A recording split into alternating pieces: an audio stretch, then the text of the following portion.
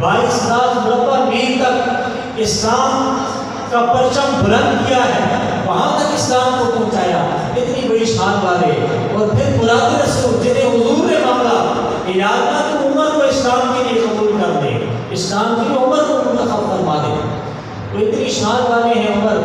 آج میں ان کو اپنے اوپر ترجیح دیتی ہوں، اجازت ہے آپ حضور پاک صلی اللہ علیہ وسلم کے پہلو میں ان کو دفن کر دیں۔ سیدنا عمر فاروق رضی اللہ تعالیٰ عنہ کو حضور پاک صلی اللہ علیہ وسلم کے پہلو مبارک میں سیدنا صدیق اکبر رضی اللہ تعالیٰ عنہ اور ان کے پہلو میں جو جگہ خالی تھی وہاں پر دفن کر دیا گیا۔ آج بھی جب حجاج کرام، معتمرین حضرات، زائرین حضرات جب مدینہ رسول جاتے ہیں تو حضور پاک صلی اللہ علیہ وسلم کو جب سلام پیش کرتے ہیں تو پھر ساتھ ہی انہوں نے نشان بنایا ہوا ہے، سیدنا ابوبکر صدیق رضی اللہ تعالیٰ عنہ آپ کا نامی اسم گرامی ہے، سیدنا عمر فاروق رضی اللہ تعالیٰ عنہ آپ کا اسم گرامی ہے۔